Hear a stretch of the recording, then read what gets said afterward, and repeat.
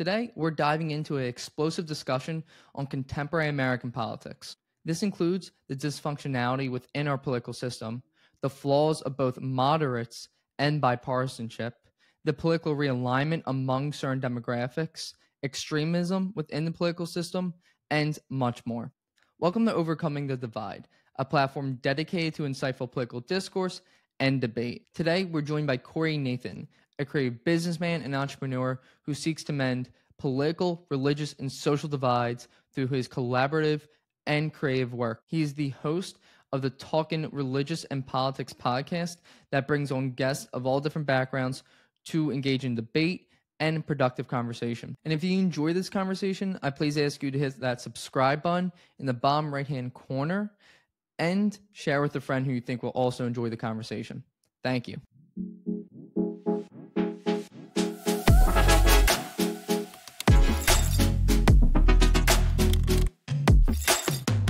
Welcome to the show, Corey. It's really a pleasure to have you here today. Oh man, thanks so much for having me. I'm really thrilled that, it's just an honor that you consider to have me as part of the conversation. So thanks for having me. 100%. Yeah, I appreciate the compliment as well. And to get things kicked off, you host the Talking Politics and Religion podcast, or Talking Religion and Politics podcast.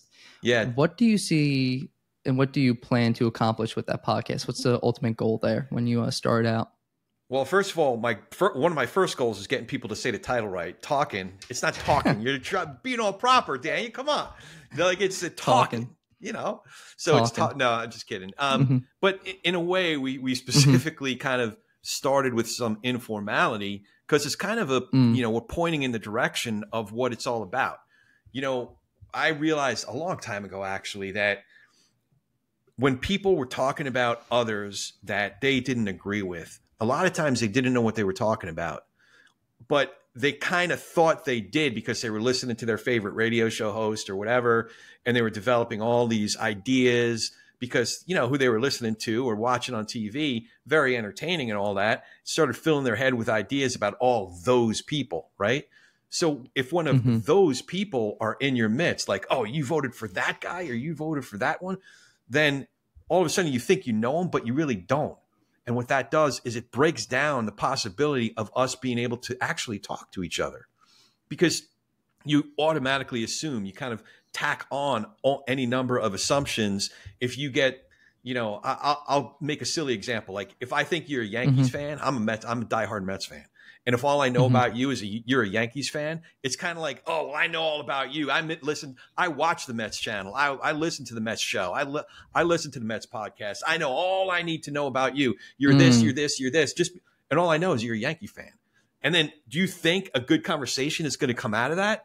So to answer your question, my goal with the show is like, I just want to be able to remember our humanity.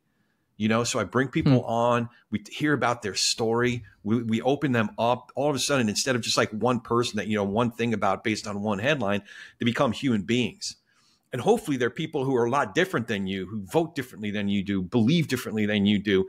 But you're learning at the end of the day, they're human beings. And it enables us then to have better conversations and perhaps develop relationships. And we could just do this whole democracy thing a little bit better. So that's my goal. It's interesting. You bring up a pretty intriguing point that seems to lie under the surface of a lot of these debates, conversations, arguments, which is your opinion of the quote other side may be informed of people within your circle of thinking, and they may not be the best people to represent the other side's point of view. And oftentimes it's a straw man point of argument that gets put forward, which is one of my biggest kind of like pet peeves. Like I look for like the truth in the matter, like what is the best way that this argument is taking form and being presented. And if I still disagree with it, totally okay, but at least I know the truth. But a lot of the times you kind of see, someone who's voting for Trump or Biden, they must be xenophobic or they must be a crazy leftist or a socialist or communist and all this stuff without actually like kind of digging deeper and hearing that side's argument presented in its best form. And there's a plethora of resources and podcasts, such as say this one, but other ones and yours, to hear arguments of all different types presented in their best form. but it's a little uncomfortable kind of like to do that. Yeah, for sure. And I think we're surrounded by what I've come to believe are conflict entrepreneurs. So talking about radio, podcast, TV, all these different media sources, there are certain guys and women who recognized a formula for being successful, for getting more clicks, getting more downloads. And one of those ways is doing the equivalent of, at best, like selling the equivalent of fast food as opposed to good, nutritious content, or at worst, actually, we had this guy, Denver Riggleman. He's a former congressman, Republican congressman, but he also ended up being like head of the Intel committee within the January 6th committee. And one of his findings in doing that research is that people's response to anger and fear driven content, TV, radio, podcast, online, reading, is the same chemical reaction, the actual chemical reaction, as when you take a hit of crack cocaine. So our brains function that way. It's like the lizard brain or something like that. There's this chemical reaction in how our neural processes. When we hear something that triggers our fear or triggers our anger, then we respond to it a certain way as if we're getting a hit of drugs. And that gets us addicted. It feels weirdly good in a kind of weird way, but we definitely know we want to come back for more. And those are conflict entrepreneurs. They know exactly what they're doing. But what they're not doing is telling you the truth about people that you disagree with.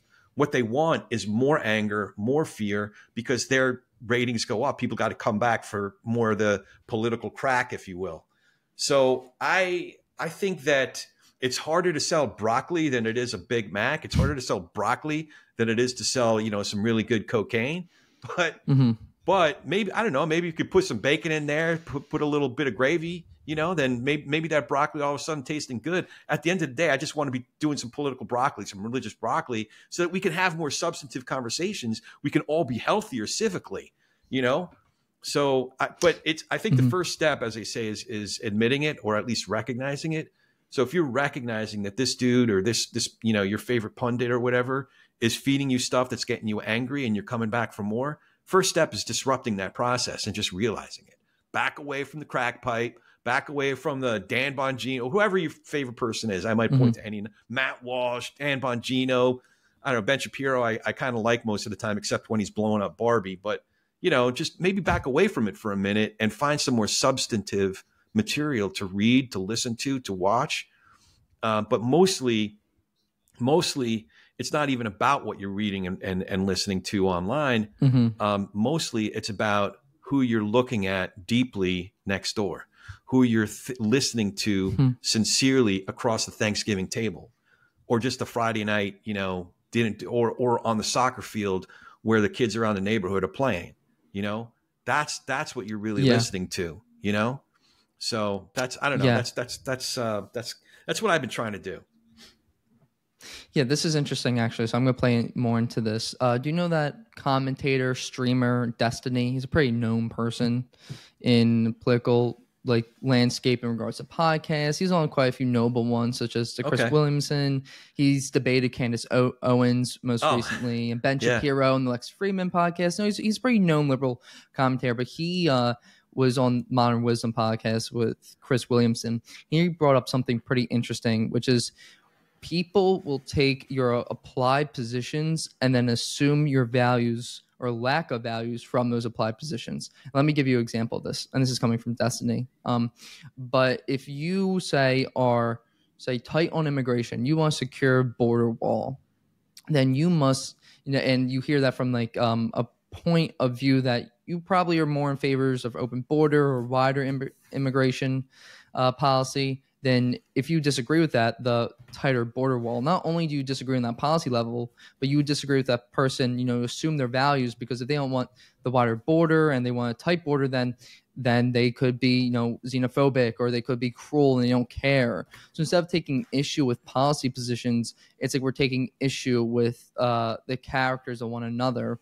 And I think the best conversations or debates I've ever partaken in were ones where I knew the other person had a positive intent, and they likewise to me, they returned that favor as well.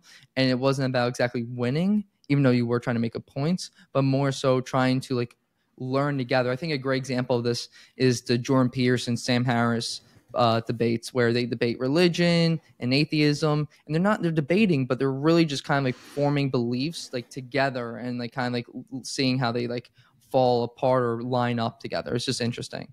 So I think you nail on the mark. Mm-hmm. Yeah, no, absolutely. We're having a conversation I'm really looking forward to. We're having a guy named Joe Walsh and Fred Gutenberg. I'm familiar with Joe Walsh. Yeah. Yeah. So Joe had he was a congressman. It came in with the Tea Party wave, firebrand Tea Party guy, and then had a national radio show. Very conservative guy, but he became an anti-Trumper, somewhere around Charlottesville or maybe Helsinki. But that's neither here nor there. He's still very much a gun rights advocate. He think of himself as a strong Second Amendment guy. Fred tragically lost his daughter in Parkland in 2018. So a lot of folks wouldn't realize this, but Fred and Joe are good friends. And, they really, really strongly disagree on gun legislation, gun issues. So how are we going to start that conversation? Something as close to home, as tragic, as unbearable as what Fred has had to go through. You wouldn't think that he's going to be in the same room, let alone any sort of conversation with a guy like Joe, who passionately supports gun rights, Second Amendment issues. But where do we start? We start with what our core beliefs are, what our core values are, and believe it or not, what are your core beliefs and what are your core values? What are your core goals? Believe it or not, there's probably a lot of similarity in what Fred and Joe want, even though the legislation and their conclusions about what kind of legislation to calibrate where we are as a society, as a nation, is very, very different. But the values and the goals, there's a lot of similarity there, actually.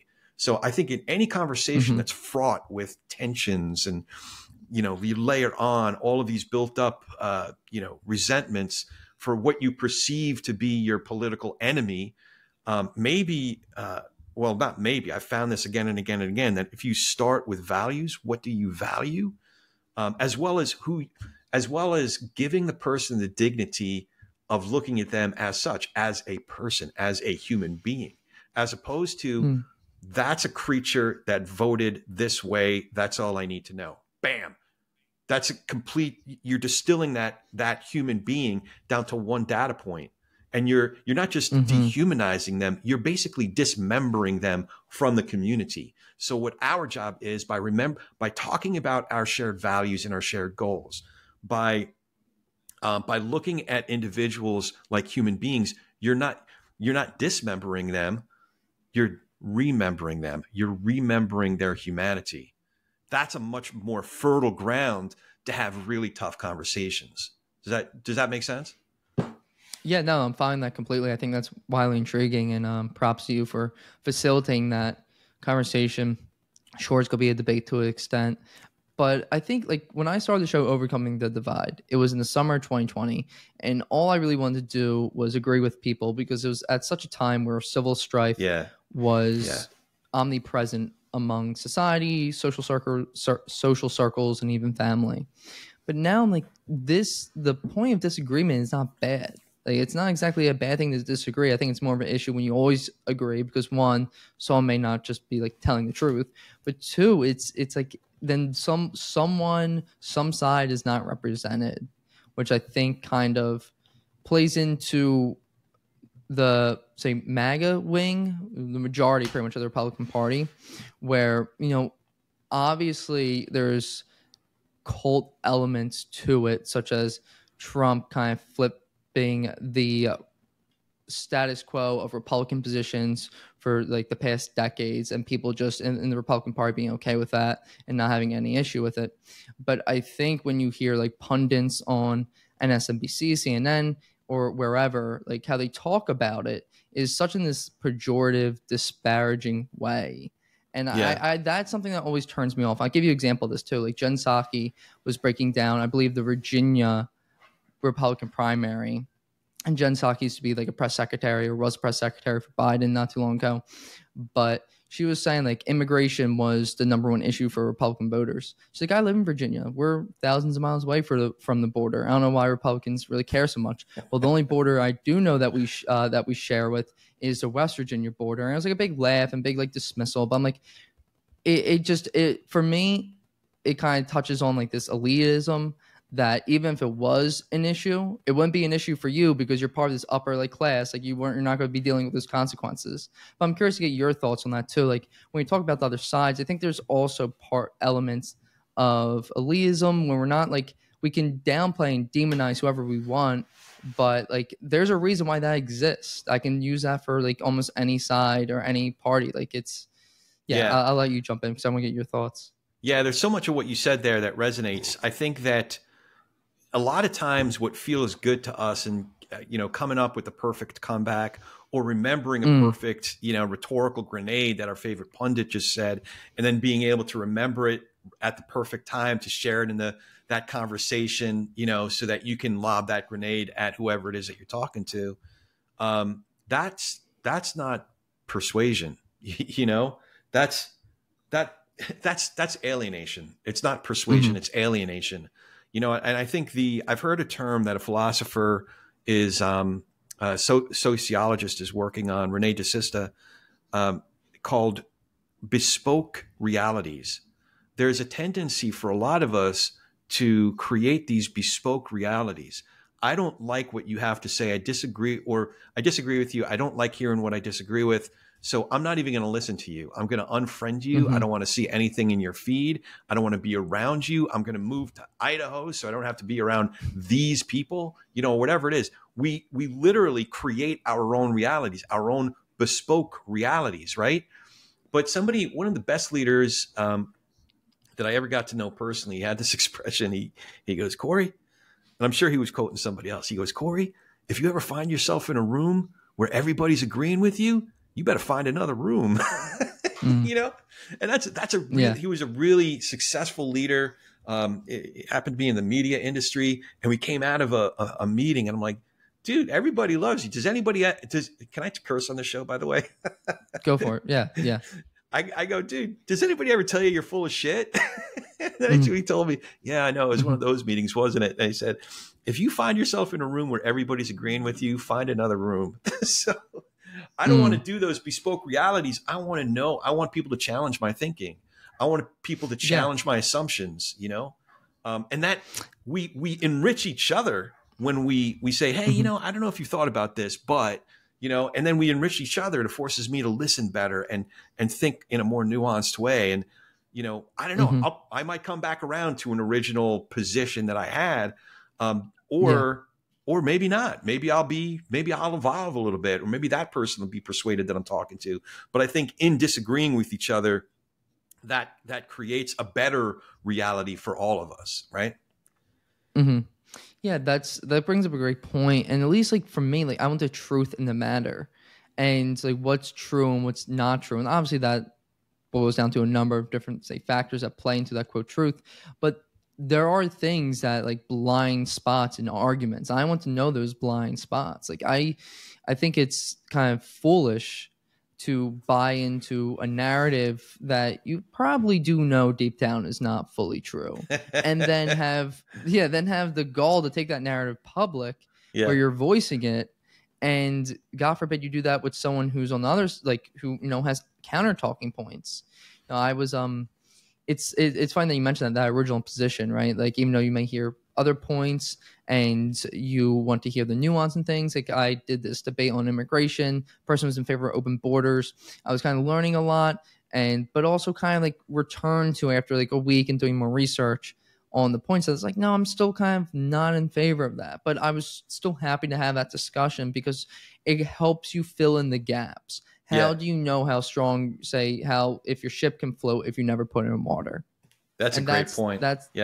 Yeah, and that's the thing. So you have to do stress tests. You have to test things out. And that's where I really give props to you and everyone in this space who kind of goes on different shows and debates. And you don't really know what's going to come from it, but you do know you'll probably learn something, whether it's the hard way or the better way when you just feel good all around. Yeah, I'm curious or even your... No, even a creative question, a really thoughtful question. forces me to think about things in a way that I hadn't thought about them before. So it doesn't even require debate or disagreement necessarily, but if somebody's thoughtful and intelligent, you can structure a question in such a way where like, I didn't think of it in those terms. And it forces me to use my brain and my imagination and try to bring seemingly chaotic things together, make some sense of things. I think that helps all of us to keep challenging ourselves on a mental level, emotional level, intellectual levels, like a ethical level. I think it's good. Stress testing. I like that. Yeah, 100%. And I'm curious for your thoughts, because a Gallup poll back in April found that record breaking of Americans view themselves as independent. It was 49%, and the other two parties were around like 20-something% each. Yeah. So what do you think just turns people off about the contemporary modern political parties, the Democrats and the Republicans? Because you have a lot of experience talking to people across the political spectrum, so I'm curious on what you hear and how what your takeaways there are. Well, there's a lot there. First of all, there's been a lot of studies over the last 10 years at least that kind of lead to the same conclusion. And you will find a lot of folks will identify as independents. Right now, I think the number is hovering somewhere around 42%, depending on which survey you're getting.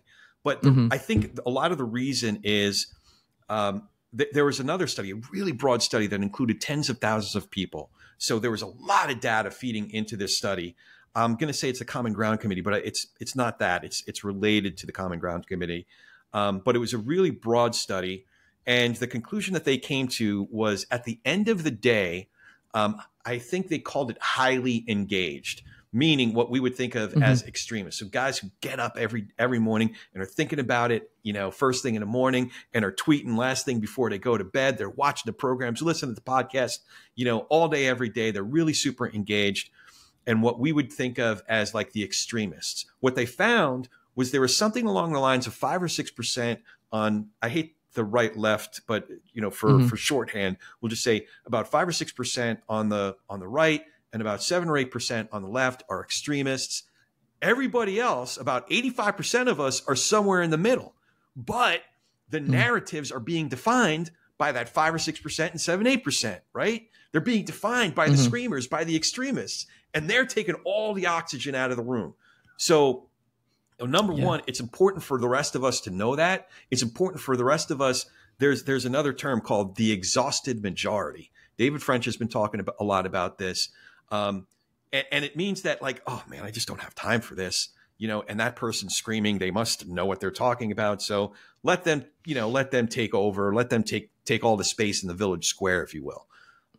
Number one, it's important for us in the middle not to fall prey to just being the exhausted, and then we cede the ground to the extremists. We need to be engaged, because the truth is a vast, vast majority of us are somewhere in the middle and have a lot more in common than the extremists on this side or that side. So yeah, it's true. A lot of us, with the thing that you were talking about, the independence, the truth is most of us, there's an organization called Braver Angels that I'm involved with. And Braver Angels, when you come to their, I forgot what they call it, but when you come as a delegate, last year it was in Gettysburg, they do great work. And they ask you, are you a little bit more red, a little bit more blue? I said, I'm an independent. And they had a follow-up questionnaire, because they're like, no, you're not. Because for the most part, they're usually right. Usually somebody says I'm an independent. At the end of the day, they vote all Republican, all Democrat. There's really a very, very small percentage of people who are purple, wearing purple. And so there is that folks, veer a little right, a little left, but still, like, I still think, even if at the end of the day, they're what we would call a traditional Democrat, traditional Republican, there's still some possibility of persuasion there, and there is like that, I don't know, Mike Madrid in 2020, he was like one of the most brilliant numbers, politics campaign guys in the country. And he identified what's called the Bannon line.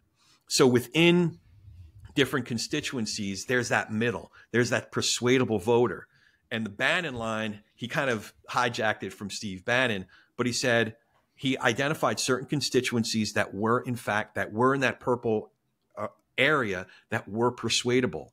And in that election, it was 5 or 6%. So for him, what he was targeting was not just independents, but also registered Republicans that would either leave it blank, do a write-in, or actually vote for Biden in 2020. And it was 5 or 6%. It's the same thing this time. It's just a matter of figuring out who they are. I think those constituencies now, if we're talking large groups of people, I think that I was just talking to a woman named Rachel Vindman, who's one of the co-hosts of the Suburban Women Problem podcast. It's a great podcast. And part of it is, I think that is the hinge upon which the 2024 election is going to swing. Suburban women who, if they're old enough, they would have been voting for Reagan in the first Bush, probably the second Bush. But sometime around 2008, 2012, and definitely by 2016, that college-educated suburban woman, she might have still been registered Republican, but she ain't having, today's version of the Republican Party that she grew up with, So yeah, 42%, 49%. I've heard those numbers too, but that's where all the action really is. We think it's from the extremes, but that's just because they're loud, But we got to take some space back for the rest of us, Well, you brought up a good point though that I think plays true, which is you use the word obsessed.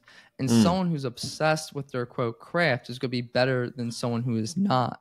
Yeah. Look at a sport, someone who leisurely plays tennis will not be as good as a pro athlete who wakes up at 6 a.m. and plays tennis every day, and so on and so forth. So I think it intuitively makes sense that the people who are most politically active or engaged, as you said, they're going to be obsessed, and they're kind of going to dominate the discourse. They're going to dominate politics because they're the ones whose jobs revolve around it, their livelihoods revolve around it, families, friends, networks, and that adds up to me. And to your point, the exhausted majority, it's like it's me exhausted from not feeling you have a say, but I never want blame the voter or the American for where we are, but it's well, if someone who's putting in the work or is involved and is engaged, it just makes sense that this is going to be how it is.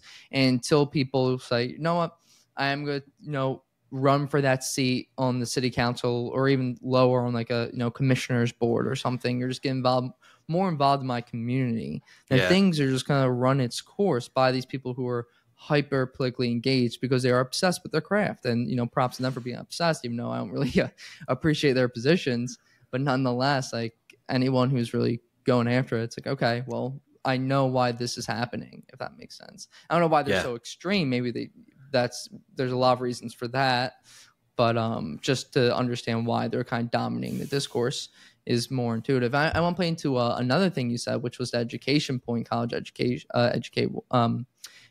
educated women, because you're seeing that as being this almost litmus test for whether someone's going to be more conservative or liberal, which is whether they received a college education. That's the polling kind of indicates that now. And you see more men who are not going to college trending more towards conservative leaders and thinking. And then on the opposite side, women who are trending more, enrolling in college more than men, trending more liberal. So that's an interesting line that cut acrosses a number of categories and topics. But yeah, I mean, it's interesting. It's interesting how the realignment in both parties and on the political spectrum that affects both gender, education. It's very involved, but nonetheless, I mean, it intrigues me, and I think it'll come out other people too. And listen, it's the job of a large coalition to be aware of that stuff. If your message is alienating large chunks of the population or the constituency that you're supposed to serve, you got to be aware of that, because your job is not just to represent the extreme fringe of your constituency, the loudest of your constituency, but your entire constituency. So there's a lot of people Mike Madrid also has the guy I was referring to about that he focused on the Bannon line. And he was a large part of getting that Bannon line north of 5 or 6%, especially in those swing states in 2020. He's also been writing op-eds and trying to educate the Democratic Party. He actually grew up as a Republican. I think he still identifies as a Republican, but he's not a MAGA guy. So he's been trying to educate his Democratic friends, hey, listen, you have a Latino problem. And when he first started saying it, at least 2 years ago, if not longer, a lot of his friends and people who commented on the, he wrote a New York Times piece.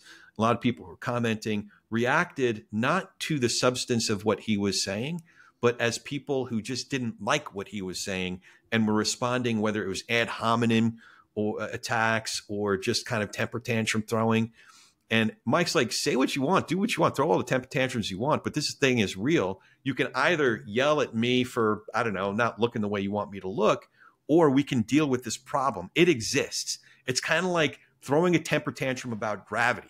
You can throw a temper tantrum about gravity. It exists regardless of what your reaction to it is. But you better get used to it, because if you test whether gravity exists or not from a 20-story building, it's not going to work out well for you. So he was saying the Latino, what is it about Latino voters? Him and Chuck Rocha have this great podcast, Latino Vote. And they're both practitioners, election practitioners.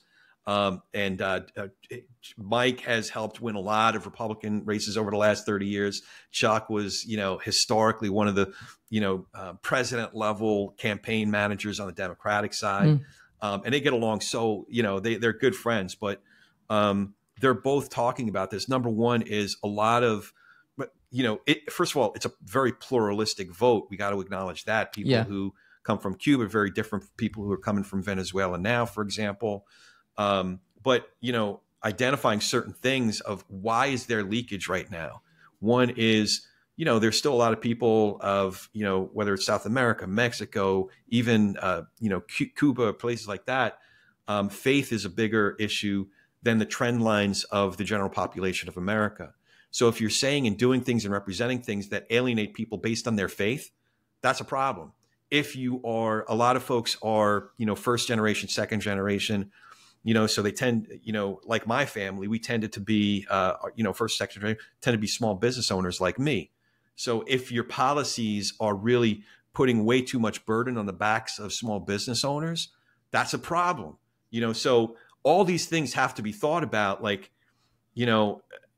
but at the end of the day, kicking and screaming that you don't like hearing the truth about, leakage from the Latino vote isn't going to do anything to help you win the next election. You got to address the problem, acknowledge the problem, and do something about it, 1,000%. I mean, I think not that the Republican Party doesn't have its own issues, but I would say I feel like that's a theme, at least with the Democratic Party in its modern form.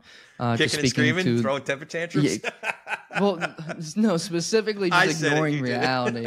No, but I mean, I have no issue co-signing. But what I was referring to more specifically was just with not listening to people and not looking at the facts. For example, you have polls upwards of 90% think Biden's too old to run for president. And before those polls came out, it was kind of evident that that was probably the case as well. Yet they're hopping him up to be the nominee. And he is a nominee. I'm pretty sure he's officially secured the nomination. But there was opportunity to be like, all right, well, we beat Trump from a Democratic point of view. We beat Trump. 4 years are coming up, 2024, new election. Biden, we see that he's aging. He served his purpose, served well. Probably get someone else in there, reinvigorate, galvanize voters, offer them something new, yada, yada. Yeah. It was just no, we're going to double down. We're doubling down here. We're going to go with Biden. This is our guy, even though he's just has so many complications at this point. I don't want to mention, I just feel bad bringing them up because you kind of just have sympathy for the guy. But nonetheless, he's a president and should be held to that standard as much. And it's just bizarre to me because there are a few other candidates that at least come to mind that they could have went with, but decide not to. And yeah, and like I said, no, it's so funny. You're singing my song, man, because like I said, I am a purple voter. So I remember in 2016, I forget exactly how many Republican candidates there were, but let's say there were 15 or 16 of them. There were easily 14 or 15 of them I could have easily voted for. There were a lot of people on that stage. Now, a lot of them have devolved in the Trump era, and I wouldn't be able to support them, and what they've become in the Trump era. But somebody like Nikki Haley, for example, I could have voted for in a heartbeat. Same thing on the Democratic side.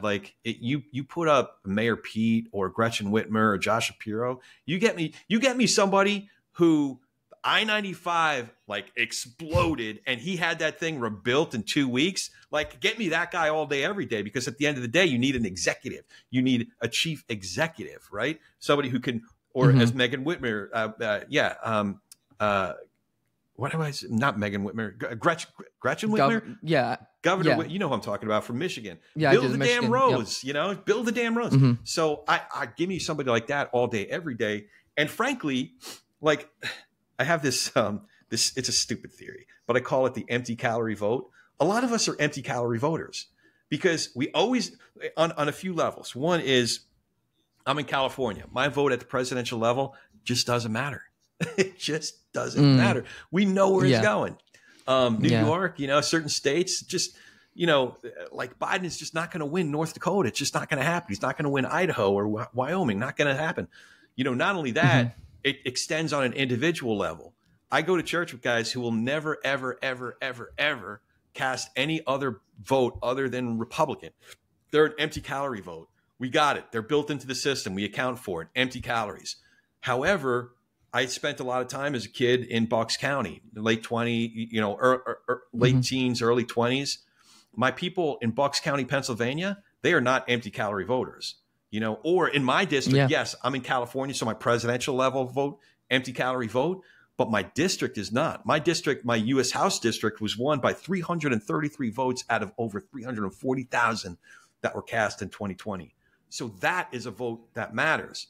So I bring that up to say, like, my vote as a purple guy matters at the U.S. House district. If I was in Bucks County, Pennsylvania, my presidential vote would matter there. Who's going to win those votes? I think it's a Mayor Pete or a Gretchen Whitmer or a Josh Shapiro on the Democratic side. I think it's a Nikki Haley on the Republican side. There's any number of others. Chris Christie, has other problems, but he's the kind of guy. Or even what's his name that supported Haley from the governor of New Hampshire is the kind of Republican that can win a larger constituency, build a larger coalition than the very orthodox kind of must be MAGA all day, every day kind of a thing. That's not a growing coalition. That's I don't know. I've probably gone on too long already. I got myself into trouble, but no. I mean, I see. We probably have some disagreements in terms of candidates because it's interesting. Like, I'm not a fan of Trump now, but in terms of 2016 Trump and in terms of 2016 Bernie Sanders, we're much more in favor of like their populist rhetoric. And it's not really the figures, I don't really have anything find anything egregious about Bernie Sanders' like character, but it's more about like what they're speaking to, which on a large part is economic factors that have kind of driven out, say, the middle class, but also deeply affected the Rust Belt area of the country. But nonetheless, like I kind of like I align to like populist rhetoric to an extent. And that's why I hear like people such as like Haley or Governor Whitmer who have concerns with, say, like COVID-19 and her policy, or Haley on foreign policy. But nonetheless, like it's to me, it's like more so the communication of how, and it's the communication of their policies with certain people. And I don't. So the point I bring up here is like I don't know if I'm like find myself. I don't know if most people find themselves to be moderate depending on the policy issue. Like, for example, like there's a growing number of people, like the Democratic Party, the overwhelming majority of the Democratic Party is in favor of a ceasefire in Israel or in Gaza, for example. I don't know if that's like a moderate position, like an all-out ceasefire. Maybe it is, maybe it isn't. But then same thing goes for like healthcare, when like majority of Democrats are in favor of like healthcare, and then simultaneously the majority like Republican Party is in favor of something like strict borders and so on. So I mean, I don't know like what exactly I don't know how you capture that base while also not tending to the issues that they bring up. Does that make sense? Like how it does. Like, it does. And there is a solution, and we've seen the solution. And we also saw a missed opportunity. Now, what am I talking about? A lot of folks might not like Biden, but I probably disagree with more of Biden's own policies than agree with them. However, I really agree with his process. What I mean is, if you look at his biggest pieces of legislation, they're all Republican led, or one of the big ones that wasn't necessarily Republican led was led by Joe Manchin, the most centrist senator in the Senate right now. So you get the gun legislation. It wasn't really gun legislation. It was like mental health legislation after the tragic events in Uvalde. Who was it? It was John Cornyn, a Republican senator from Texas, who led that piece of legislation. The bipartisan infrastructure bill was led largely by McConnell and the Republican leaders, minority leaders of the Senate that led negotiations. Even like the fiscal cliff about a year ago, last spring, who was in the room with Biden? It was Kevin McCarthy. And it was more of Kevin McCarthy's boxes that were checked than Biden's boxes that were checked. So a lot of his biggest pieces of legislation, the bipartisan infrastructure bill, CHIPS, all bipartisan, not just bipartisan led. Or you look at this last one that didn't go through. Who was in that room? One of the most conservative senators in the Senate. It was Senator Langford from Oklahoma. And it was like a Republican conservative closed border, essentially, wish list of legislation. He happened to have, what's her name, the independent senator from Arizona in the room with them. But that was the furthest left person that he had at the negotiation table. They delivered this. It was technically a bipartisan piece of legislation, but it was really a mostly 80 to 90% conservative piece of legislation. And it boggles my mind that Johnson didn't bring it to the floor in the House, because it was their entire wish list. It was the best menu they're ever going to get for a more closed border minded constituency. It was like it was delivering on their wish list. But that's how it gets done. It gets done by bringing his story. There's a lot of talk about this. Stories have been told about this. How Ronald Reagan and Tip O'Neill, Ronald Reagan, Republican president, Tip O'Neill, Democratic Speaker of the House at the time, they would negotiate and fight hard all day. And at night at 6 o'clock, they'd share a scotch. Like, that's how legislation, that's how it's supposed to get done. It's the art of negotiation. And if you're, in this instance, it's a closely held Senate, closely held House, then a lot of things are going to look a lot more purple, frankly, in the actual legislation and execution. And if you got to tip the scales one way or the other as a Democratic president, tip the scales that way. But Biden's legislation was a lot more conservative. That's what I think the success of the administration, take away all of the pundits who were putting their spin on it. Historically, they're going to look at this 4 years of Biden's first term and say, they got, 6 major pieces of legislation, all of which had direct effects on the economy in terms of jobs, in terms of GDP growth, in terms of the stock market, in terms of even their fiscal policy, in terms of scaling back, bringing inflation back down to closer to healthier levels, or oil production. He has a record level of domestic oil production, more so than any other president in history. A lot of folks aren't paying attention to that. Why isn't gas in California $6 and $7? Anyway, what I'm saying is, I disagree with a lot of his positions, but I really agree with Biden's process of bringing in the leaders from the other party in order to craft legislation that ultimately gets passed. I think that's a successful administration and a successful country. Yeah, I agree that there were pieces of legislation that were beneficial to the country for sure, and aspects of them that were bipartisan. You brought up the one with providing more resources to mental health within the states, which I thought was obviously like a net positive, right? But to that same token, I think this is why Biden is struggling to a large extent, which is like the material difference that you're making in people's lives. Like, if you pass, and I mainly make this point and invite a rebuttal just because I think, I like these conversations, but I think like, all these pieces of legislation, like they're good like talking point, not to say that's how you're deploying it, but they're a good talking point, looks good, sounds good. But then you look at like the material differences that you're making in people's lives, and you look at Biden's, like, say, promise, and this applies to like all presidents and a lot of politicians, but you look at Biden's promise to like forgive like student loan debt, and he has some of it, but still like fell short of the mark. You look at like, we're involved in 2 wars, we're giving millions or not billions of dollars to foreign countries, yet a lot like unaffordable housing is becoming ever more an issue for the everyday American. More Americans are living paycheck to paycheck. People are not feeling like good. And I think that's what matters a little bit more than like the unity. And I agree, like in an ideal world, I like that. But I think what, in terms of like the voters' point in mind, and how I think of it is like, what material difference have you made for me in the past 4 years? Because I'm not feeling it. And I'm kind of feeling like that. Like I'm not like feeling the pros and the hurrahs of the legislation that was passed. I'm actually feeling a little bit worse, given, you know, inflation is coming down, as you said, correctly so. But look at 2019, like still like up by like 20% of like the jump. And then you look at like unaffordable housing, then you look at like billions of dollars going to foreign countries, and whether it's good or not doesn't really matter. It's just the material difference. It's the optics of that and the material difference or lack of that you're making in voters' lives. So, yeah. And I say that because I think like unity is great when it's great for the people as well, but I don't think they always play together. I don't think Democrats and Republicans working together is always an indicator that they are working for the American people. And I do want to call that out, and I invite a rebuttal nonetheless.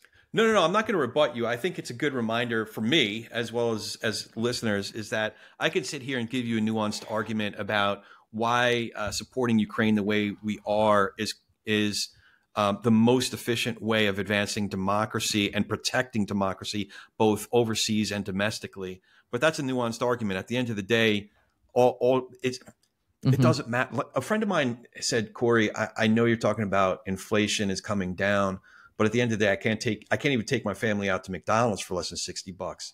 That's what I feel. You know, my son who drives a big truck, like gas prices are still high to him. So all of my, you know, advanced arguments about Cornyn's bill and the CHIPS Act and the IRA, like he's like, Dad, I can't fill up my tank for less than $100. That's what matters to me.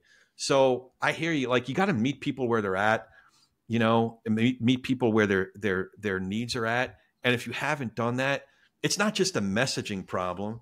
It's like you would understand that you're wrong if you only understood how intelligent my argument was. That's not a really good argument. You know, I think to your point. Yeah, but that's to your point, it's just like, that's it, yeah. You got to meet people where they're at, man. And you know, but that's the job of a good leader, is like, yeah, I did all these things, but that doesn't matter. I heard it. This pastor, he was theologizing. He was giving a great talk and comparing a Hebrew Bible verse from Psalms to the concept of the body of Christ. And it was really like he was getting into eschatology, soteriology, all these ologies. And he goes, but at the end of the day, we could all do all this theologizing we want. But at the end of the day, it's still about, you know, my buddy's grandma's in the hospital. I go hang out with my buddy in a hospital with him, you know? So it's just an everyday met need, you know? And if we're not doing that, we're missing the mark. So. No, I think that's a great example that you put in there, and great anecdote to share, because, you know, it's I'm not the most Bible, you know, what's the word I'm looking for, fluent. You know, I went to Catholic grade school and high school, so I should know a little more than I probably do. But I mean, I know for at least that Jesus in the New Testament, obviously, but like took issue with the Pharisees because they weren't actually, you know, being virtuous people, but talking as virtuous people. And they're, you know, sorry, am I right? I don't mean to cut you off, but there's something interesting. So first of all, I that's a whole different conversation. Jesus' interaction with the Pharisees was a family conversation. A lot of people see that as an adversarial. It kind of is adversarial, especially if you look at Matthew 23. You've brood of vipers. It's pretty heated language. But that's just like Tuesday at Chabad for me. You know, it's like, you know, if you're not yelling, that you're just not having a really good conversation. But what I was going to say is, if you notice, if you do get a chance to read through the Gospels, in one of the first introductions of the apostles, of his first disciples, he talks about John, who was the son of that one, and Peter, who was his brother of that one. And it's all family connections. And he gets to Simon the Zealot and Matthew the tax collector. Those are the only two that are referred to not by family affiliation, but by political or professional affiliation. Now, why was that significant? In the first century Israel, the tax collectors were working on behalf of the Romans, right? They were basically, you know, part of the swamp, if you will. And they were hated by some people. And the zealots were initially formed for theological purposes, study Torah, study the law, study how they should be in the world based on what the Torah was saying, that kind of thing. But they became zealots, as we would think of it, like passionate extremists, if you will, in response to the tax collectors. They became a politically engaged group. And you couldn't have more polarized groups than tax collectors and zealots. And yet, who was at the table? Who did they mention? They said Simon the Zealot, Matthew tax collector, because Jesus had them both in the discipleship. He had them both at the table, And that's one other thing that I'll just leave you with. I get this from the after party. People I know and respect started this thing to help people learn how to talk to each other better, called the After Party, started by Curtis Chang, David French, and Russell Moore. And the other thing to notice about those stories is a lot of times Jesus is like, let's eat. Let's get around the table. Somebody comes to him after he's raised from the dead. They don't recognize him. They're all troubled. He's like, oh, you look, the first thing he says, you look troubled. What's up? They're telling him, don't you know, like this thing that happened to Jesus Messiah? He's like, yeah, oh, that's terrible. You got anything to eat? So it's all this stuff. So that tells me like, hey, let's go get a beer. Let's go get a coffee. Let's break bread together. You might be a tax collector. I might be a zealot, or vice versa, but let's sit around a table. Let's figure it out. I think we can figure it out if we have shared values, shared goals. We might disagree about how to get there, about legislation or that politician or the jersey we're wearing. But I think if we really see each other as human beings, more so than the tax collector or the Republican or the Yankee fan or the whatever, then I think we could figure it out. For sure. First, I want to thank you for sharing that. That was great. No, that's illuminating. I love histories, and that's kind of like historical as well. So it plays in my interest quite a bit. But yeah, thank you. And I couldn't agree more. Like getting to know someone outside of the context where you may disagree with them in is key. For sure. But I do want to offer you opportunity, Corey, to starting to close out here. How do you view what you're doing moving forward? What's up next for you, and where can people really keep in touch with you at? Oh, thanks for letting me share that. So first, easiest way to find me, you can look up Talkin Politics and Religion Without Killing Each Other on any of your podcast apps. We're on all the apps, but just remember the Talkin was without a G, Talkin Politics.